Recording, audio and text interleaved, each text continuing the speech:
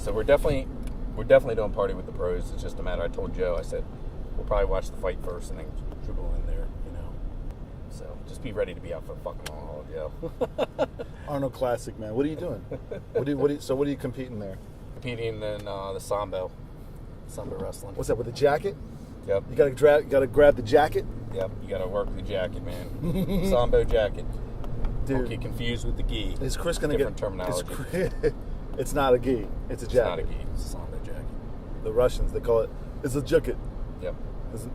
I don't know what the gi is. It's called jacket. It's a martial art with forms of submission, a lot of wrestling. So pretty much it's wrestling with the jacket. You can do with the jacket. Wrestling, throws, grapples, submissions. The whole works. No strikes. No strikes. All right, we'll see how you do, boy. Yep. You and Chris. So Chris is doing it 2 years in a row. Yep. Brother going out for the gold. Second year in a row. Big TechFall. Hoping he gets the gold this time. My debut. See how the chips roll. Ain't nobody throwing you on your head, dude. I hope not. They're going to have to get you on the ground. They are. Yes. They have to hold me down to pin me. You're a fucking behemoth. You're the frickin' machine, boy. We shall see. Big Bri. Moment of truth. Little Big Mike. The bigger Little Big Mike. Little Big Mike. What do you think about the kettlebells? Dude, my elbows hurt. I've been training for 2 weeks, and it feels like my elbow has been pulled out of socket. I haven't even competed yet. Different frickin' world, dude. It's like all... Can't wait for this to be over. Huh? Non-stop compound movements, lifting up heavy shit. It's gnarly, dude. At least you're training hard for it. 2 weeks into it. I don't know how it's going to work. Like, I don't know what kind of weight they're going to choose me to swing based on my weight class. Exactly. If they throw fucking 32s at me, I'm dead. That's why that's like 100 pound. That's like 200 pound bells. That's why we're trying to get you to 85 kilograms, man. I'm trying to get 186 pounds, man. I'm gonna have to like starve myself Thursday and Friday. 87.2. Water and cucumbers. Yep. I'm gonna be eating spinach salads and tuna fish. Yep. Yeah. Raw vegetables. Don't. At this point, you can't mess with the dip. It's gotta be raw. You gotta get the cardio in. The veggies and stuff taste good. Oh, yeah. Yeah, I suppose at this point. Can I at least steam them and put pepper on it? I can do that. I can't even do that, dude. At this point, man, it's Tuesday. I could probably make some vegetable stir fry with vegetable oil and pepper. Everything you eat at this point is going to require a run afterwards. I'm not going to lie to you. Like, anything you put in is... It's time for go for a run. You know, I do this, it's time for go for a run. I do this, it's time to go for a run. I really don't even have to necessarily run. All I gotta, like, I can just jump rope. Yeah. It's just cardio. Like an hour of cardio. I ran and wrestled. You know what I mean? Like, that's what I did. That was me. I talked about doing swimming and all this and that, but it came down to fucking, you're chasing a clock, which is what you're doing right this point. You start chasing a clock. Yeah. You know? So you end up just being, fuck it, dude. I gotta do something. I don't care if it's running around the street or fucking running to a grocery store to get fucking cigarettes. You start chasing. Yeah, the time it becomes of an essence. That's what happens. Time is of the essence. You know, it's always like that, dude. No matter if you're training for fucking a test, no matter if you're fucking training for the army, no matter if you're wrestling, no matter if you're fucking doing this and that. Get strong, cut weight. Yeah. Like I said, I dropped from 235, and I started. I was so fat January 1st, got down to 205, and that's where I hit the wall.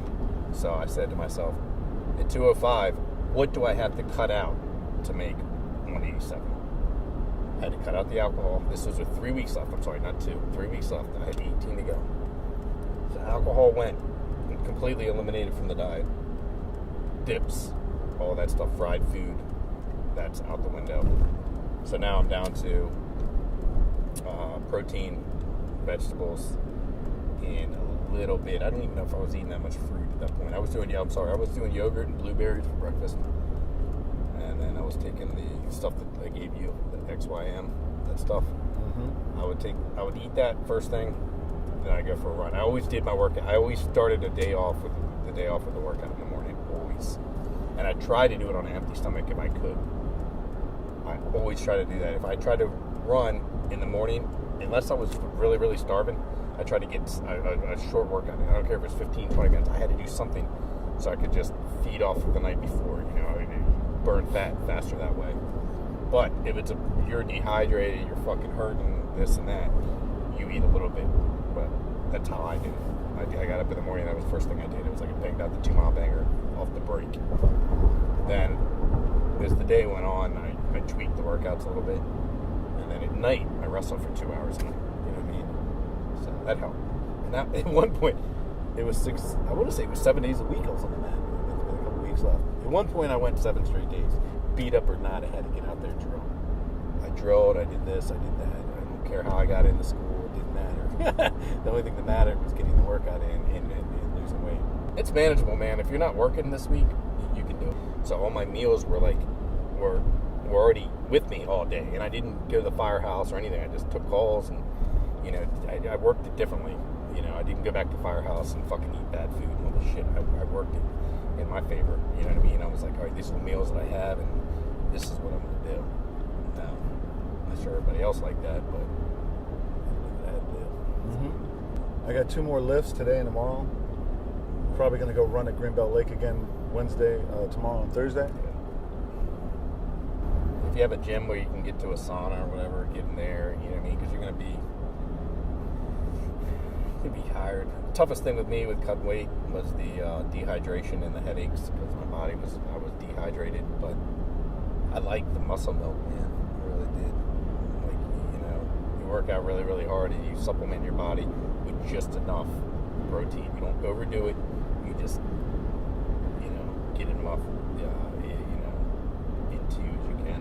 Yeah. I would recommend if you're doing, if you're going to go 85 kilograms, I would either go light with the kettlebells, or at this point I would just focus on cardio. I only got 3 days left. But you got to remember, kettlebells is half cardio. Just squats and swinging. Yeah. Dude, like compound movements, that's the beauty of compound movements. I don't normally do compound movements. There's a scale up here, right? You can get on the scale, right? There's a number of scales over here. But,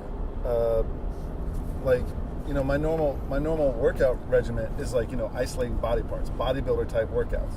Okay, But then I got to add another 30 minutes of cardio. But with kettlebells, I almost don't have to add cardio. I'm sweating my fucking balls off. My heart rate's up. Yeah. That's cardio. You know what I mean? I'm drenched. Don't even look at it right now. Don't even think about that kind of bodybuilding, because that's not what you're doing. Oh, I'm not doing those lifts. I'm doing 2 more kettlebell sessions. One today, right now, that we're on our way to. So it's going to be 45 minutes of kettles, and then probably 15 to 20 of cardio after that. Jump rope, speed bag, and planks. All right, because I got to build up my core. Planks is great for your lower back and for your core. And then I'm gonna do that tomorrow also. And then I'm gonna go run at Greenbelt Lake tomorrow also. 1 run on Thursday, and then rest Thursday. Rest all day Friday. Compete Saturday. Rest the rest of the day Saturday. Rest Sunday. Got to drive home. Yeah. That drive's gonna kill us, man. That's gonna be a gnarly drive. Yeah, it should be alright. I've been on the road longer though. The way up shouldn't be bad. The way back might be tough, because I'm gonna be all Going to Long Island is a 6-hour drive. Yeah. And this is a smooth sailing trip. I didn't work out at all yesterday, and I feel it edgy today, man. I need to get something in today. Yeah. Do some cardio. I'm gonna do some lifting too. I'm gonna do it all. And so, you want to jump on the treadmill while I'm doing kettles, you can. And then if you want to join me with my cardio session, jump rope, speed bag, planks. No, I'm gonna lift when you do kettles. You gonna lift over there now? Yeah. All right. They got dumbbells in that little CrossFit area, so you can do dumbbells or you can do kettlebells or whatever you want to do. Yeah, you know what I'm talking about, right? You got an extra one? Right. Oh shit. So Chris Page, man, to MC TechFall, the killer, he's going, huh? Yeah. Last minute. Hey, why not? Fuck it. Give me a jacket, I'll go. Okay. That's his story, huh? I had an FBI agent come up to me one time, and I knew she was some kind of law enforcement. And she came up to me, and I was like, "Officer, am I doing something? Sorry, what. She was like, "No, I just want to say hello." She was like, "You were the wrestling coach at McNamara when I was a senior, and I remembered you. So, just want to say hello." I was like, "Damn." What about those Montgomery County cops, man? They're like the nicest guys. Those are like the nicest cops in the world. I know. Excuse me, sir. I was wondering, do you know where the barking dog is? Oh, I wish I was going with you guys. It's right down here. Yep. Holy shit. DC, they're nice. They're nice because they don't fucking lock you up for stupid shit. They're nice by not locking you up. Exactly, yeah. And they should lock you up most of the time, but it's just too much paperwork. No, I was working at a cemetery at the time. My first job was managing cemeteries. Managing? I didn't tell you that. Managing cemeteries? It's people work. You know, I come up with some weird knowledge sometimes about cemetery stuff, and they're like, "What the fuck?" But I never told them that I worked in them. You know, like I'll say something like, somebody was talking about painting a mausoleum, and I said, "Well, was it above ground or below ground mausoleum?" And they were like, "What the fuck? How does this dude know like this kind of shit?" You know, like the weirdest fucking things because you. Yeah, I mean, I could tell you, I would look at something at work and be like, "Hey, man, that's Matthews versus what's the other fucking? I can look at a gravestone, headstone, and tell you if it's Williamsburg or if it's Matthews. You know, just from selling so many. You know, people are like, I'll correct people. People are saying, "Yeah, I'm fucking, you know, I bought a plot," and I'm like, "Are you sure that's not a site or a plot?" And they're like, "Well, what's the fucking difference?" I'm like, "Well, a plot would be like a group of sites in the same location." You know what I mean? Or I'd say something like, somebody would say something like, "Oh, that's a fucking, you know, a gravestone." I'd be like, "Are you sure that's not a foot marker?" You know, or something like this. And they were like, "Paige, you come up with the most fucking useless fucking knowledge." What are you talking about? Useless knowledge. Like, you just go home and study cemeteries. But I could be like, "Hey, man, I worked at one for fucking, you know, a year." I worked for Stu Mini, one of my best friends from high school, his dad, when I needed a job. And it was a high-paying job. I mean, right out of high school, it was like 32 at the time. It was a pretty good chunk of change, you know.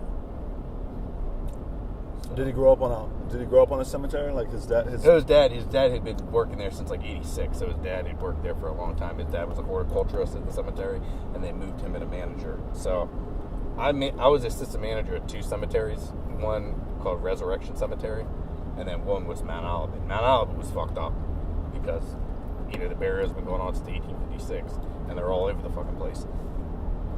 Resurrection was like a cookie cutter. Like, it started in 1967. People were buried in the exact spots that they said. If you knew the layout of it, you could pinpoint. Like, if somebody came in, they were like, "Hey, man, I don't know where my mom's grave is. She doesn't have a headstone. Can you find it?" "Okay, I'll go out there and find it. Here it is. You want to put flowers on the site? That's fine." You know what I mean? Like, you don't have a headstone. You don't have a foot marker. But I saw some fucked up shit too, man.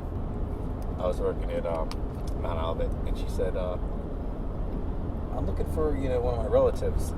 And I said, "What's the name?" And the woman said, "Barbara Foley." And I was like, "Foley, okay, I found it. You know, what section it was in or whatever." And before she walked out the door, I said, "Ma'am, I said it with a straight face. I was like, "Is there any relation to, is she related to Mick Foley?" And she said, "No, I don't think there's any relation of Mick." And I was like, "Oh, okay." I was just curious, but the guy I was working with was like, "You do realize Mick Foley was a fictional name, right?" So that's not even Mick Foley's real name? No. So Mick Foley played Mankind, Cactus Jack, and somebody else. But then Mick Foley is a fake name too? I didn't know that. I thought Mick Foley was like his real name, but, you know, I knew there was no relation to Mick Foley. And she's like, you know, digging it up, like, and I'm with the straight face. I was like, man, maybe I am too immature to do this job. 23.